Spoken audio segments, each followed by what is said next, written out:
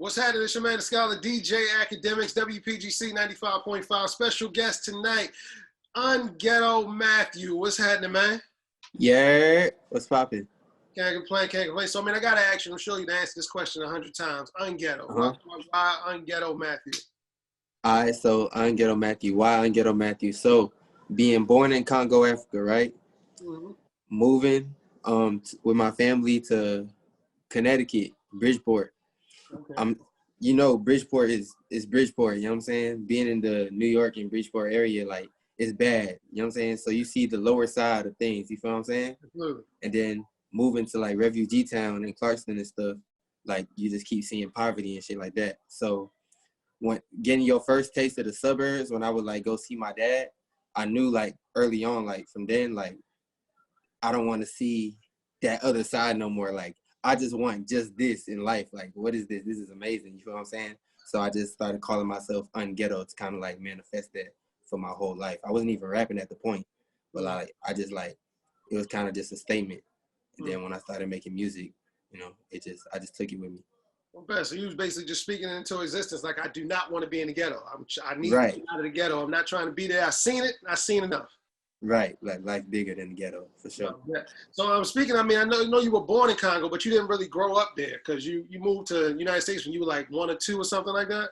Yeah. Have you actually gone back to like visit family and been over there? Nah, I ain't gone back. Like, I ain't gone back.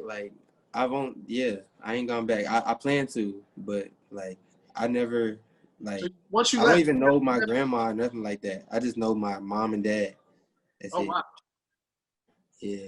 Sheesh. But I tell you what, well, I mean, you definitely found your way and you made a home in the ATL and blended in. So how's all the cultures like? Because Bridgeport, just Connecticut to New York to Atlanta is 3 different worlds. So how's all that melted and basically created you? How you feel has that influenced you? I really feel like I lost the northern, like, other than the swag, I really lost the northern, like, you know what I'm saying, side of things. Like, I don't know, like, I came down here saying shit like yo and shit like that. Niggas was looking at me weird in school, like, what? Why you keep saying yo? You know what I'm saying? And I just lost it. I don't know. So I don't know.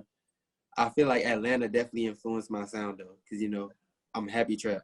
Yeah, So it's absolutely. like, Atlanta is definitely a whole different world. I'm actually from Baltimore, but I moved to Atlanta for like 2 years when I was younger. So from B-more? I had the culture shock. So I went down there and I was saying what we say in Baltimore, like, what's up, yo, Doug? And they would get at me about Doug, and I would crack on them when they say they fitting to do something. I'm like, what is a finna? So we would go back and forth. So I know exactly what you're talking about, coming from a whole different world to Atlanta. But I mean, I still got great people down in Atlanta that I talk to this day. Atlanta is my second home to the end. Yeah. But I will tell you this, because you got happy trap. So Atlanta's, of course, famous for the trap, and they made trap worldwide, but yours is happy trap. So let's elaborate on that real quick. So, like me, you know what I'm saying? I'm an energetic, vibrant person, you feel what I'm saying? So happy trap is like mixing that vibrant, nostalgic feel of like happiness in the brain with like the hard, modern like feel of Atlanta. You feel what I'm saying? Like the trap, and just like putting it together, like happy trap. Like you hear it perfectly in Plastic. You know what I'm saying? That's just one example of it. Absolutely. Yeah. I just wanted you to elaborate on your own because that's just the wave I'm on. Speaking of Plastic, by the way, I mean, when I first got the record, they first sent it to me, and it was like it has the Barbie sample, and I was like, that's a questionable sample for a guy to come out with that. It was a very risky sample to just jump out there with Barbie World. So I was like, I'm in here. First time I listened to it, and then that joint just started smacking. I was like, oh, it's kind of go. Like he pulled this one off. So it's definitely a good record. But what made you like take that risk? Because like I said, that was a very questionable sample. That's just been me, like, growing up. Like, I like shit like Pink and shit like that, and Baby Blue. You know what I'm saying? So I'm already like on the other side of like being perfectly safe. Like, no, this is what it is. Like, no, like, nah, I do what I want to do. You know what I'm saying? I like vibrant things that make you smile. Like, so the happy and nostalgic feel of Barbie Girl, like, I just know if I mix that with like some hard shit, like, that could take over. Like, you know what I'm saying? Yeah, I definitely applaud you with the creativity and the risk taking, because I always felt like with hip hop, when I was talking to somebody about the record, they was like, "You like that?" And I was like, "Yeah, I think it's a hit," because hip hop is, every generation changes it and pushes the envelope a little bit more. Like, people said the same thing about Soulja Boy back in the day. They said the same thing about like people like ODB, Old Dirty Bastard. He was a very risky type of person, and it just went on and on. So it's always gonna be creative and it's always fun. So it's not, everything don't have to be serious. So, and I always thought that those things are needed in every generation. So just for you to contribute to that and push that envelope, I thought it was dope. I mean, as soon as I saw it, I was like, whoa. I was like, let me see how this is gonna go. But yeah, as soon as I heard it, I thought it was definitely a great record. So congratulations. And it's sitting at like 6.6 million streams on YouTube right now. Yeah, on YouTube, and then like 7 million on Spotify, and then like a whole bunch. So I don't know, probably like, you know what I'm saying, 16 mil like together, like for sure. So, but aside from just, you know, the digital feedback, I mean, what kind of response have you been getting? Because of course with the pandemic, of course we can't be out and really get that concert love and get that real fan love and get that instant gratification. But what have you been receiving from the record? Like just a whole bunch of videos. It just makes space for a whole bunch more videos, you know what I'm saying? Because niggas is bored, niggas in the house, ain't got nowhere to go. So it's like, they gonna hop on TikTok, they gonna hop on, you know what I'm saying? All that, like, they're gonna repost more. The internet definitely gonna pick up, but I definitely want to get back to them shows and stuff like that, you know what I'm saying? So, because I could perform, I want to rock it out, like, I go crazy. So how has the pandemic and the whole COVID situation affected, like, your creativity? It makes you think. It makes you think, like, what can I do that's duplicable? You know what I'm saying? That other people gonna do. Like, it just make you think, like, what can I do that other people can do in their crib easily?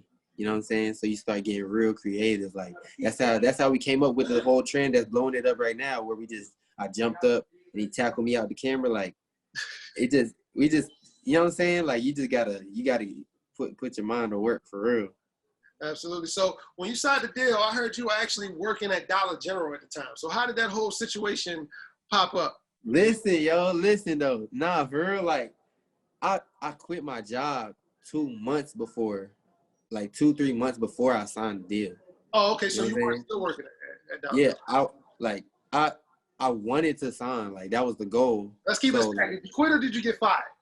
No, I quit. Like, I quit. Like, you know what I'm saying? I just came home one day because I was already, like, depressed and everything. Like, I was crying about it. Like, it was bad. It was all bad. Life was all bad. Like, you know what I'm saying? I came home. I just, like, I'm not going back. You know what I'm saying? I just not going back. And then everybody was just like, what's, like, how you going, you know what I'm saying? Pay the bill, blah, blah. But I know, like, it's radical as hell. But, like, I know myself. Like, if I know I got to find a way, and I ain't got no job or nothing like that, I know I'm going to find a way. You feel me?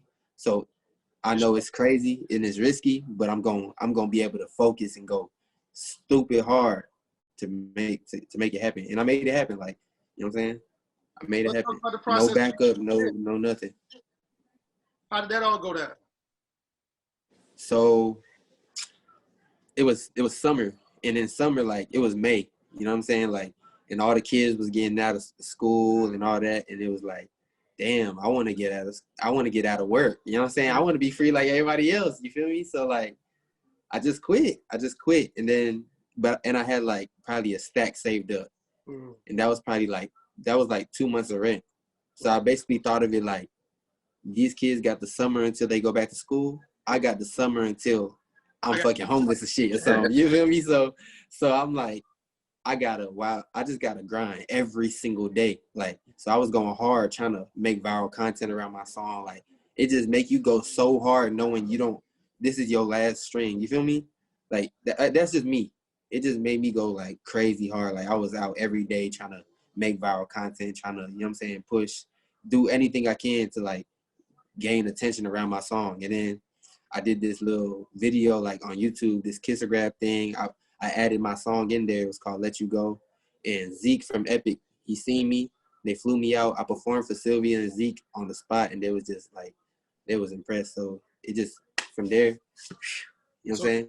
Did the deal happen that exact time, right then after you performed that first time, or did it take a couple of weeks, or did it take a few months to come and go? Oh, yeah, it took a couple of weeks for us to, like, you know what I'm saying, sign the dotted line so we could get everything straight. But from they right there was just like, you know what I'm saying, like don't even worry about it. Like, we want you. You know what I'm saying? We just had to work out the in particulars. We just had to just had to work out the contract. Yeah. So how has that been? How's that that whole experience been? You know, going from independent, and you know, it's a little different when you sign to a major. You can't just throw content and stuff out there willy nilly just like you feel like it. It's a little bit. They like, no, let's chill on this. Let's wait a minute on this. Sit still. Let's let this one breathe for a second. So how has that been? Because that's a transition that a lot of young artists struggle with. Yeah, it's a transition that I probably wouldn't have been able to deal with if I didn't have the management team I had. You know what I'm saying? My manager, Tricky and Sarge, they instilled in me before like getting signed and all that. Like, you got to be patient. You got to push a record. You got to, you know what I'm saying? Like on some old school shit, more than just like dropping. Like, drop a record, push it, and try to break this record. So I was already used to that. You know what I'm saying? Like, it wasn't what I wanted to do, but I was already used to it. So when the label was on the same type of timing as them, I was already used to that. Like, so you know what I'm saying? It was annoying, but it's still like, I'm used to this. Artists never want to do it because by the time the label is done with the record, like by the time the label's ready, you're tired of hearing the record at that point. Yeah, exactly. By the time they just start getting onto it. Yeah, but like you see with Plastic, it take a minute. It take a second. Like, it's going crazy now. It's hitting charts now. You feel me? How long ago did you actually record the record? I recorded the record 2019. So you had for over a calendar year. Yeah, over a year. Like, over a year ago, I made this record. Like, sheesh. I recorded in July 2019. But like, it's a year and a half. Sheesh. Yeah. But like, we just had to move strategically. Like, let's get this sample clear so we could do this right. Yeah. You know what I'm saying? So we can actually make it big and it won't get taken down in 2 seconds. You feel me? Like, you can make some money off of it. Yeah, that's another thing. Like, you got to clear samples and stuff. If it ain't clear, you can't make no money off of it. You got to coming your way. That's another thing with a label. Like, everything got to be clear. Like, shit got to be clear. Absolutely. You also got another record that you just put out that's already over 1 million views on your YouTube, Better Than Me, which is a bop as well. Yeah, a bop. You feel me? Yeah. Yeah, Better Than Me is definitely a bop. And you got a big colorful video that's very loud and extravagant, which is good vibes. Good vibes too. It make you happy. If you listen to the song, it don't make you happy, you weird as fuck. Yeah. So I ask you this: how much music does Unghetto Mathieu have in the can right now? How much you got in the clip? Too much, because like, people think I just started making it just because the YouTube took off first, but they forget, like, I've been an artist. You know what I'm saying? My whole, like, I've been an artist since, like, I've been writing music since 2014, 2013, since I was, you know what I'm saying, legit. So I got hella music. Like, now, music worthy of putting out today, I would say I have, like, that I would put out right now, I would say I got about 30, like, good songs. 30 strong records. Strong records, like, on Plastic type, you know what I'm saying? Okay, so with that being said, I mean, you teased that the EP is coming out this year. So is we getting in like first quarter, second quarter? When is we looking at that? You know, like, one thing about this industry, shit changed. You gotta be flexible. Shit changing, cause like, I thought I was gonna drop the EP like next week, but like, we didn't expect this record to take off like it is right now. You know what I'm saying? So it kind of changed up the schedule. You know what I'm saying? So like, in a perfect world, when would you like to drop the EP? I would like to drop it. I would say like March, because it's gonna be hot. You know what I'm saying? Like, it's gonna get back to that, like, the good weather and like the sun staying out longer. And hopefully everybody got the vaccines and we can go back outside. Vaccines. Yeah. Hopefully we can go back outside. Yeah. But also, I mean, so how many records do you think gonna be on the EP? You gonna give us a 7-piece, 6-piece, 10-piece? What you thinking? No more than 10. No more than 10. Any surprise features? Any surprise production we want to know about? People that you can work with? I mean, talk to me. I need to know these things. You know what I'm saying? But like, I don't know what's gonna be on the tape, but I could tell you like me and Annalie Chopper got one. You know what I'm saying? That's you know what I'm saying? Me and Key, we working on one right now. We gotta finish it. And then the other one, I don't want to talk too much. I want to keep some. That was enough though. I gave you some info. That's good. You gave me Chopper and Key. You gave me Chopper and Key. Those are some strong possibles that could be on the EP. They're not 100% on the EP like you said, right? But yeah.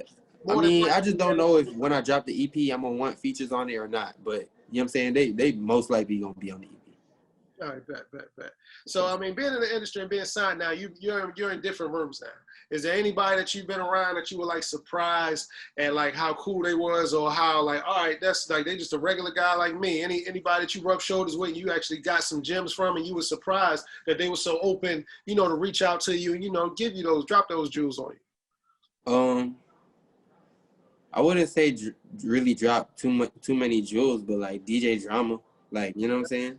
For him to say to me like Unghetto, like, you know what I'm saying? And speak to me like, I'm like, he like, I'm DJ Drama. I'm like, nigga, I'm starstruck. Like you know what I'm saying? Like you saying my name, like I ain't even have to, you call me over here, like that's different. You know what I'm saying? But I don't know.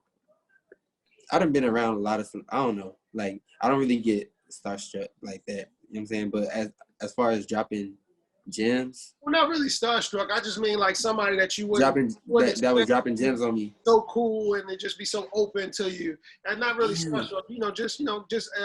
Just give you those open arms. Shit. Well, I'm gonna tell you, Andy Milanakis, he gave me a lot of gems. Like we had a long conversation. Like, yeah, that was pretty crazy. That was random. You know what I'm saying? He just hit me out of nowhere. Yeah. No, that's it's always, like I said, it's different when they put you in certain rooms around certain people that you wouldn't normally see on an everyday basis. So it's just your experiences and, you know, different little tricks in the trade you can pick from people. Fat Joe. That's a definitely a great one. He's a 30-year vet. So yeah, I would steal any information you can get from somebody like that and take it and run with it, because he definitely got the jewel that keeps you relevant and keeps you making money for years upon years. So and this was about a year ago. He had told me like he see my energy to keep that energetic energy about me. You feel me? And just stay different. And I definitely, you know what I'm saying? I'm like, yeah. Unghetto Mathieu, my special guest tonight, WPGC 95.5, myself, the Scholar, DJ AKADEMIKS, man, I appreciate you. Any last words you want to say to the DMV? Let them know. Shit, you know what I'm saying? Shout out Rico Nasty, you know what I'm saying? Shout out Young Manny. Plastic out now, over 1 million views on over 1 million videos on TikTok. Shit, new music coming soon. We going crazy. YouTube going crazy. Everything going crazy. Stay happy. Stay beautiful. Keep doing your thing. Believe in yourself. And yeah, we looking forward to that EP coming out. Hopefully as early as March. Yeah. And what's the name of the EP, by the way? Happy Trap. Happy Trap. All right, man. Appreciate you, man. For sure.